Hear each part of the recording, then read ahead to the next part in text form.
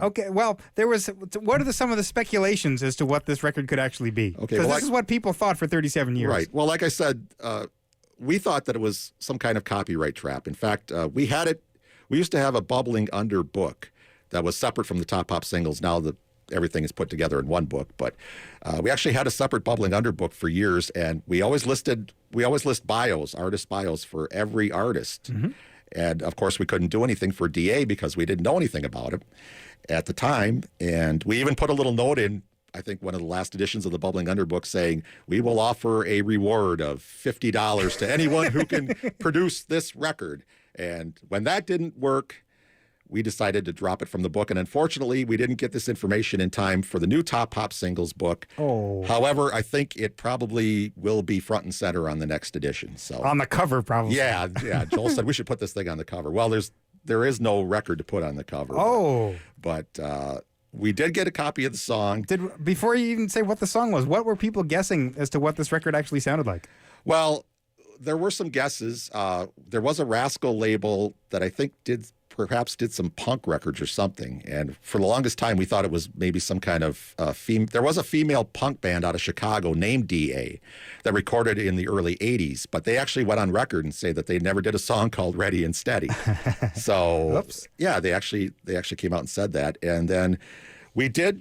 Now, there was a Rascal label back in the 60s, I've since found out, but that has nothing to do with this. But there was a Rascal label that came out in like 1984, and I have a little scan of that. Oh. There. And it turns out that Rascal label actually is actually associated with this group called DA, but we don't think they were around yet in 79, and I can tell you a little more details on that. Yeah, the Rascal Records, you handed me a 12-inch, this is a print from Discogs of a group called Shock and a song called Slam Dunk. Yeah. And the Rascal, the label itself is pretty funny. It's got a picture of a little raccoon up at the top, a little cartoon drawing of a raccoon. Yeah, and I actually listened to the song on YouTube, and it's a rap song. Okay. It's about basketball. Slam Dunk by Shock. Yeah, Dr. J, and it mentions some other players from Outstanding. that. But anyway, that actually... The reason I bring that up is because there actually ended up being a Rascal label after the fact. So. Okay. But not in 1979. Not in 1979. And so there were guesses that were all, shots in the dark. Yep. And, but now tell us, retrace your steps, because I'm sure you followed up on all these leads. Yeah. You can tell us the ones that didn't pan out first. Well, I've got the whole dossier. That's great. You've got many printed out pages. That's great. Actually, I'm not going to go into. Well, I mentioned, that we thought it was some kind of copyright trap or something like that. And I think last time I was on your show, we talked about some of this stuff. But what really happened was about a month ago, in the first week of June, we had a customer by the name of Matt Scott sent an email to Record Research, and he said, "I've been looking into this DA thing, and I think I might have a couple leads for you." So I want to give a tip of the hat to Matt Scott for getting us on the right track.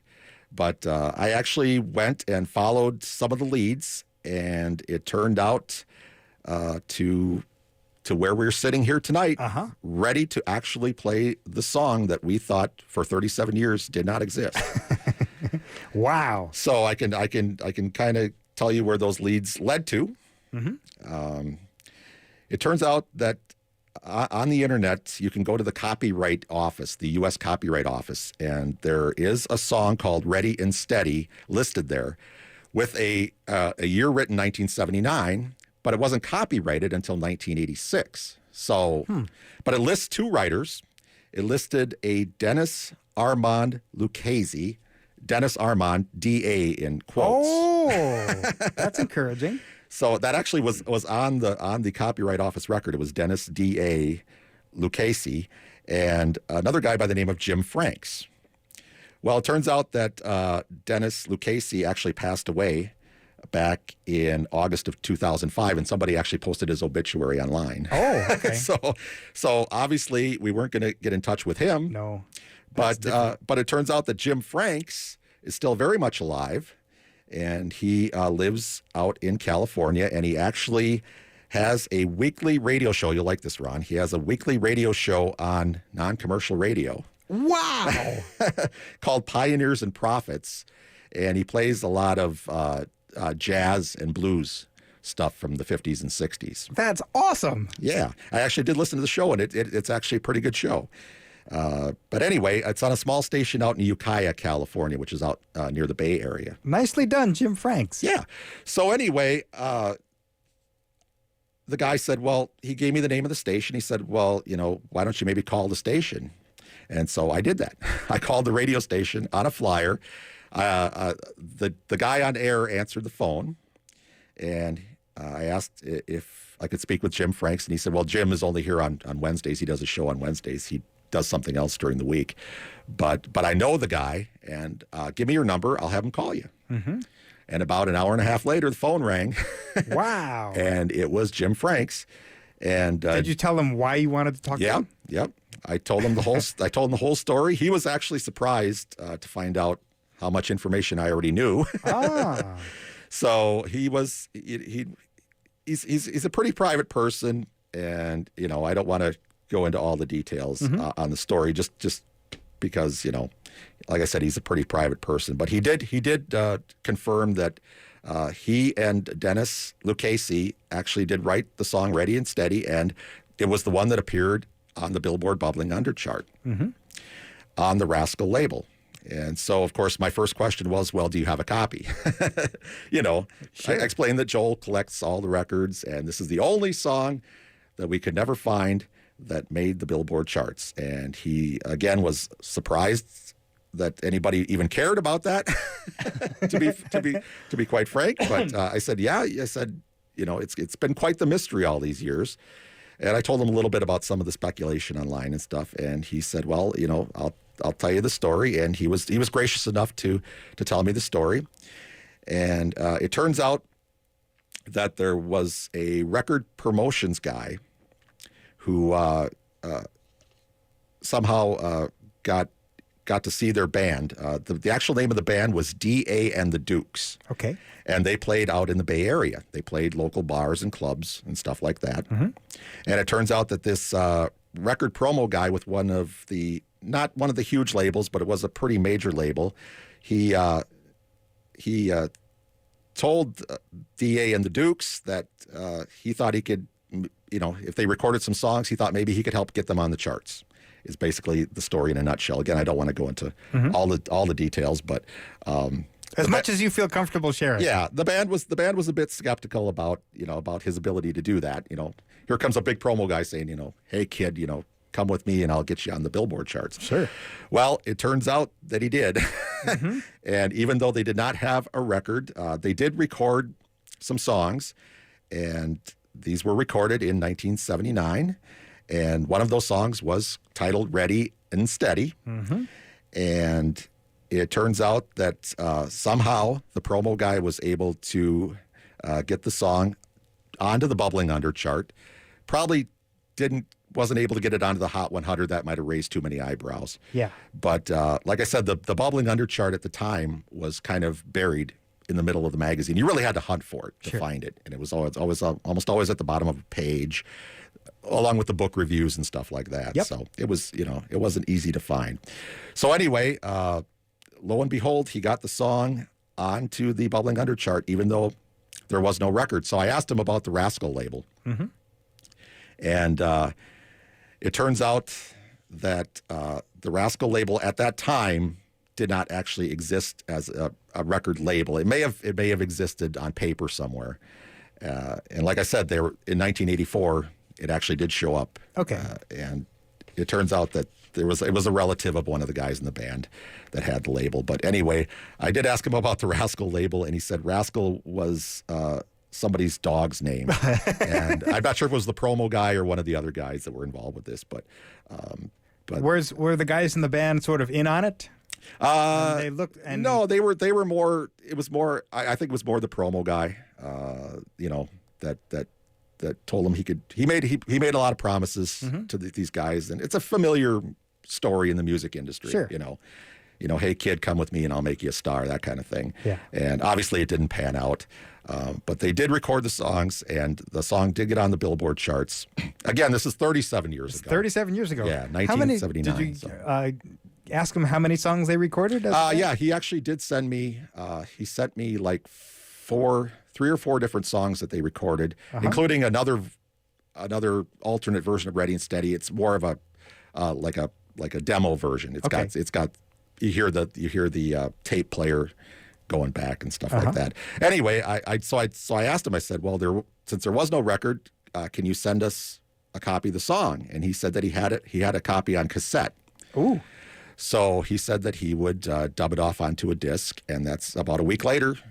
We got it in the mail, and he wrote me a nice note and, thanked me for the interest and that kind of thing. And I still don't think he can quite believe all the mystery all these years. But wow. And for the first time, probably. Oh, yeah. Since this song was recorded 37 years ago, we're going to play it on the radio. And this is an actual song. Again, it only got to the cassette stage. It never got pressed onto a record, according to Jim Franks. It did not make a record. So this is a dub of a cassette. It sounds pretty good, I think. The quality's pretty good. And believe it or not, the song it's a pretty catchy song. Nice. And for the first time anywhere in the world, this is DA from 1979 and Ready and Steady on Crap from the Past.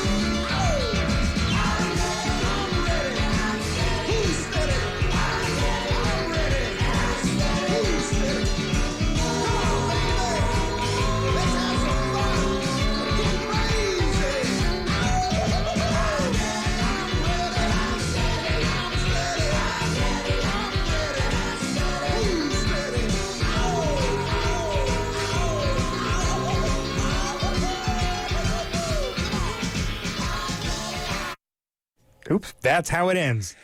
That's great.